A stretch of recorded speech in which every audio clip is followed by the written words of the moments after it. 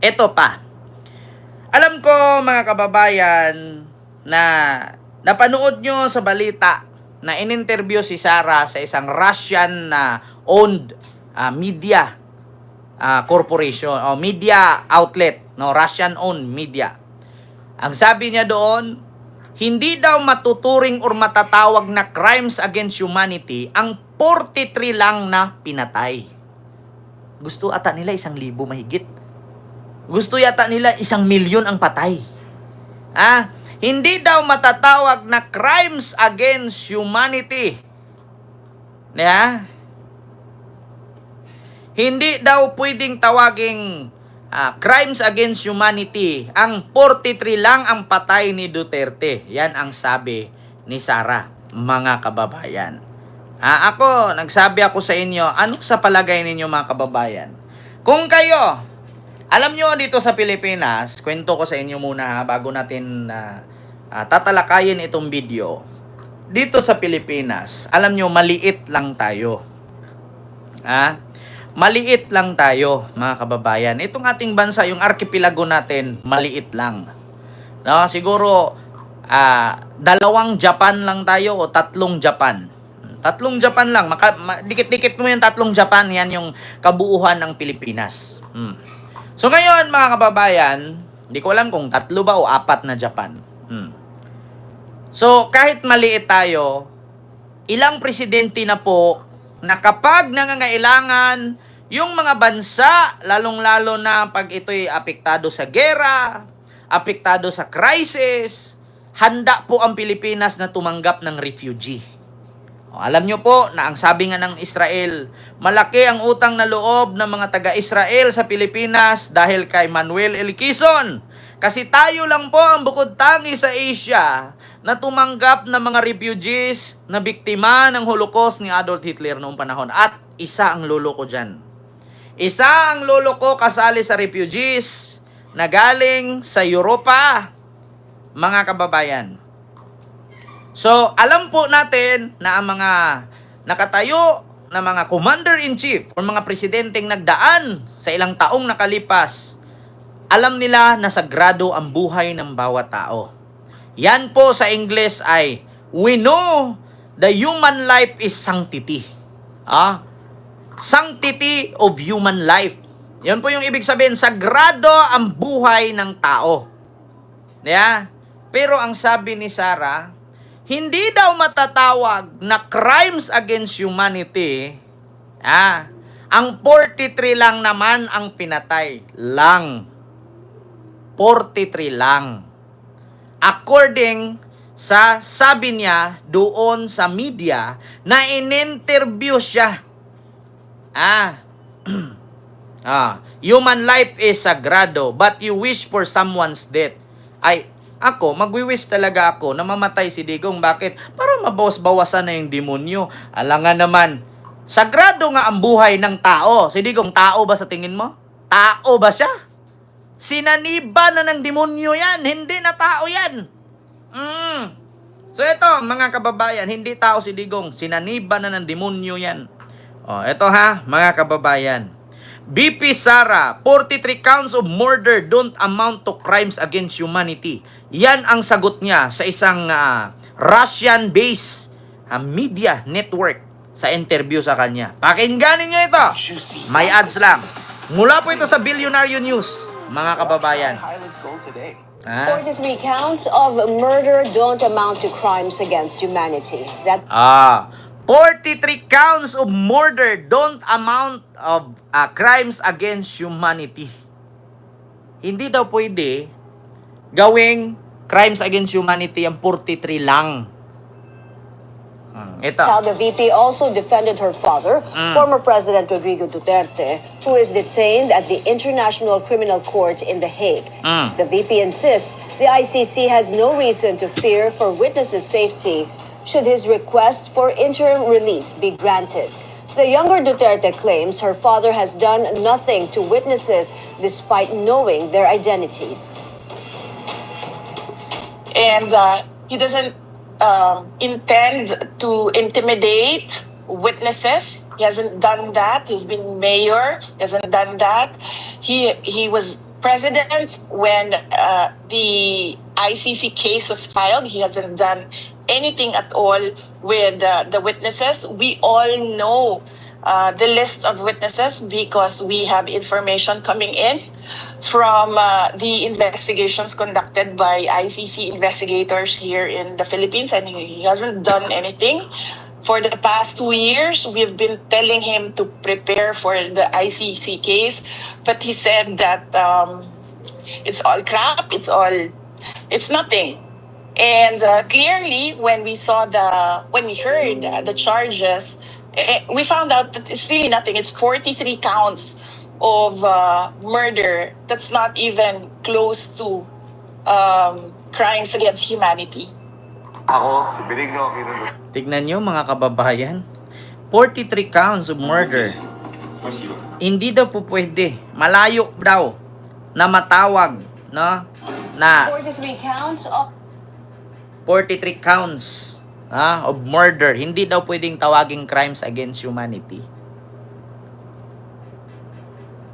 So, yung pinatay pala ni Ampatuan, ng Ampatuan at Magunda Dato case, yung pinatay doon sa Butuan.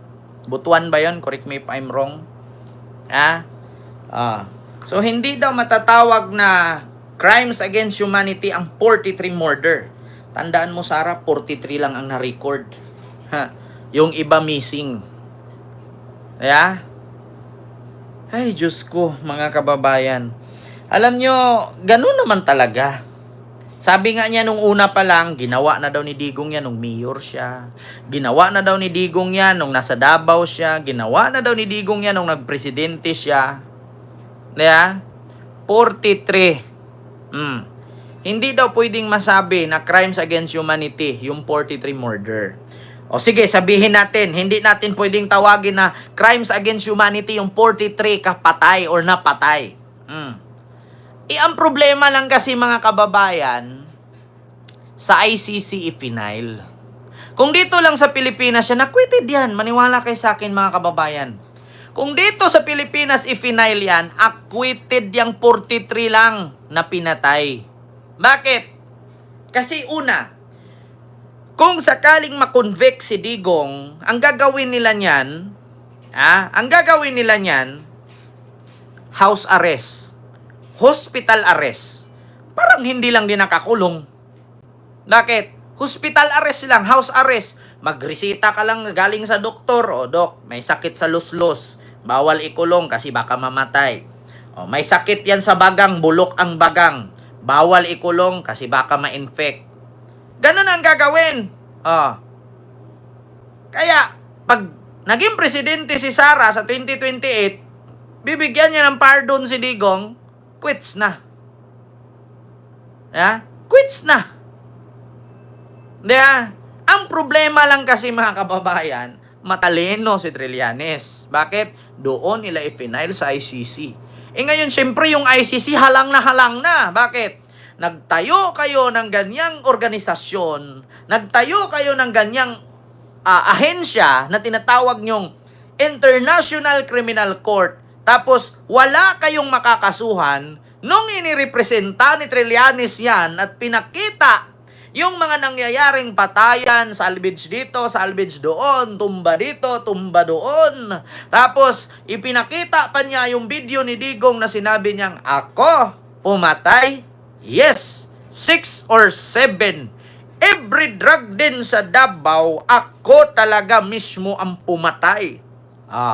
Pinakita niya yon. Halang na halang ang ICC. Siyempre, International Criminal Court to. Kailangan natin may panagot tayo or isa, dalawa man lang every 5 years, every 10 years. Katulad nung na ipakulong nila sa ICC na isang presidente din na napalaya ni Nicolas Kopman. Alala nyo? Sino yung presidente? Anong presidente yon? Anong bansa yon na naipakulong ng ICC at napalaya ni Nicolas Kopman? Ang problema kasi, magkaiba yung problema nun. Magkaiba yung problema ni Digong at dong presidente na napalaya ni Kopman. Di ba? Yun ang ginawa. Kasi bakit? Sa Congo yata yon.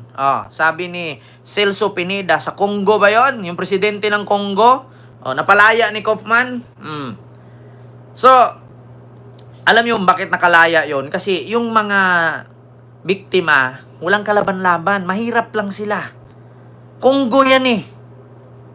Dito sa Pilipinas, tinutulungan, lalo ngayon, tutulungan ni PBBM. Pati mga witness, bibigyan ng proteksyon, may basbas ni PBBM. Sabi nga ni PBBM, kung ganon kadali bantaan ang buhay ng presidente, paano pa ang buhay ng ordinaryong Pilipino? Papalagan ko yan. Ayun na nga, mga kababayan. Tinulungan ng presidente ang mga biktima at ang sabi ni PBBM, sana makamit na ang kung sino man yung gustong makakamit ng hustisya. Doon kasi sa bansang yon, mahirap. Wala silang power na suportahan kasi bakit? Yung presidente na yon, kapag hindi yon makauwi, babalikan sila. Mahirap yung bansa nila eh. Tignan nyo sa Afrika, kumakain nga mga putik yung iba, iniinit na lang binibilad, ginagawang candy kahit putik. Dito sa Pilipinas, kahit papano, tag 20 pesos may kilo ng bigas dito, pero marami pa rin DDS na kulang sa kain. Kulang sa kain. Bakit? Bobo pa rin. So yon mga kababayan, hindi daw matawag o masabing crimes against humanity, yung 43 lang naman daw ang pinatay. My God. Alam niyo, sa totoo lang, mali kasi kayo. Sa ICC isinampa. Tapos marami pang DDS nagtanong na akala mo mga abogado. Ngayon, pag nagsalita ako nito, sasabihin din nila, bakit abogado ka ba? Mag-research kayo. Una, sabi ko, alam nyo, sa totoo lang, kaya po si Digong hindi litis-litis dito sa Pilipinas. Bakit? Kasi hindi po sa Pilipinas i-final ang kaso. Ngayon, sasagot ang DDS nito. Bakit mo alam, abogado ka ba? Kung hindi pala sa Pilipinas, pwedeng litisin, bakit nyo hinuli? May warrant nga.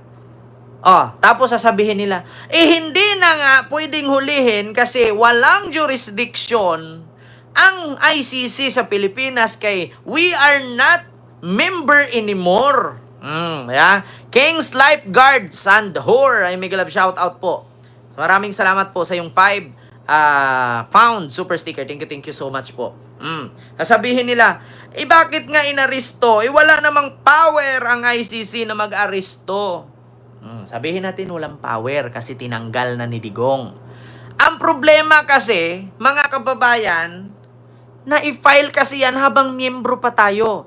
At ang sabi nga ni Abdallah, na tagapagsalita ng ICC, once na na-file yan doon, tuloy-tuloy na yan, walang katapusan yan. Walang katapusan yan once na i-file mo yan doon sa ICC. Ang tanging antayin lang ni Digong, ngayong September 23, na unang hearing. Kapag nanalo si Digong sa hearing, at kaya niyang lusutan ang dalawang witness na si Arturo at si Matubato, makakauwi siya. Pero kung hindi siya manalo sa unang hearing, sa madaling salita, magtagal po siya ng 30 years doon. So 80 years old siya ngayon. Plus 10, 90. Plus 10, 100. Plus 10, 110 years old. Kung buhay pa siya niyan, makakauwi siya. Ang palugit ko, katapusan ngayong taon, December 31, 2025, pag makauwi si Digong, magigilit ako. Putang ina, 4 months na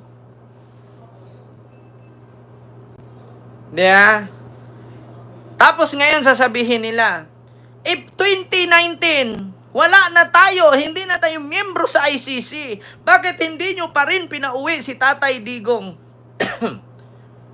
Yun nga ang problema 2019, hindi na tayo member. Paano nga ba naman nakauwi na ang sabi ng ICC, maaari lang po kaming pumayag na merong isang bansa na tatanggap kay Digong pero miyembro ng ICC. Tanungin ko kayo mga DDS, miyembro pa ba ng ICC ang Pilipinas? Hindi. So wala ng kasiguraduhan, wala ng pag-asa na makauwi. Bakit? Hindi na po tayo miyembro sa ICC. Kaya hindi po si Digong pwedeng ipasok at ibalik ng ICC dito. Kasi walang jurisdiction ng ICC. Ma'am Agnes Di Castro, nako ma'am, maraming salamat po ma'am sa yung 50 euro super sticker. Thank you so much. Napakalaki po, namumula. Nako po. Oo, maraming salamat. Nako. Kaya sa madaling salita mga ICC, mga DDS, pakinggan nyo ako. Alam nyo kung bakit ang lakas ng loob ko na magsabi na maggilit ako sa leeg kapag makauwi si Digong? Hindi na po makauwi yan. Hindi po makauwi yan. Bakit? Wala na pong karapatan ang ICC na ihansak si Digong at ihagis si Digong pabalik sa Pilipinas kay we are not member anymore. Sino ba ang nagtanggal? Si Digong din po. Tinanggal ni Digong ang ICC, pagiging miyembro ang Pilipinas noong 2019. Ang according doon sa batas ng ICC, ang bansa na tatanggap lamang kay Digong ay yung bansa na miyembro sa kanila. So mismo galing sa mga DDS yan. Hindi na daw miyembro ang Pilipinas sa ICC, bakit hinuli pa si Digong? Kayo na nagsabi ha, DDS, hindi na miyembro kung bakit hinuli. Ngayon, ibalik ko sa inyo. Hindi na po miyembro ang Pilipinas sa ICC, kaya hindi po siya pwedeng ibalik. Di ba? Sir Joel, ayan, sa Queen Lioness at sa Sirisa 4, silo po. Kahit member tayo, di yan tanggapin ni PBBM. Ayun, ito pa mga kababayan, panghuli. Makakauwi lamang si dating Pangulong Duterte sa Pilipinas together with PBBM. Una, kung papayag si PBBM na pauwiin si Digong sa Pilipinas, makakauwi siya. Kung papayag si PBBM na pauwiin si Digong sa Pilipinas, pwede. Ngunit, marami pong kondisyonis yon. Once na pumayag si PBBM na pauwiin si Digong sa Pilipinas, ibig sabihin, pumayag na din si PBBM na i-freeze ang bank account at ari-arian ni Digong. Pumayag na rin si PBBM na si Digong ay hindi na pwedeng tumakbo sa politiko kahit kailan. At pangalawa, bawal siyang gumawa ng krimen katulad sa ginawa niyang krimen, at bawal din niyang takutin o saktan yung mga witnesses na nagpakulong, pati yung mga nagpapakulong sa kanya. Ang tanong, papayag ba si PBBM niyan? Ilang buwan na lang, eleksyon na. Matatapos na yung termino niya. Ngayon ang problema mga kababayan, sana yung susunod na maging presidente sa ating bansa ay sundin kung ano ang naumpisahan ni Marcos para hindi na makauwi si Digong. Yeah? Kasi once na pauwiin yan, nga ang biktima, madadagdagan pa. Bakit? Kung si Enrile, magiging ano na lang yan mapariho yan si Digong. Halimbawa, presidente si Sara, o presidente si Baste, o presidente si Pulong. Magiging chief legal counsel na lang yan si Digong. Tagapag-advise na lang yan. Itong gawin mo, mag-war on drugs ka ulit. Bakit? Anak naman kita, pakinggan mo ko. Alam ko yan. Ganyan ginawa ko noon. Hanggat may Duterte na papasok sa highest position, hindi mawawala ang war on drugs. Tuloy-tuloy yan. Sana, yung mga Pilipino, magiging matalino na po tayo. Sa sunod eleksyon, ang iboto natin, kung tatakbo si Leni Robredo, si Leni na lang. Huwag na po kayong bumoto ng another AGK victim na naman. So speaking, mga kababayan,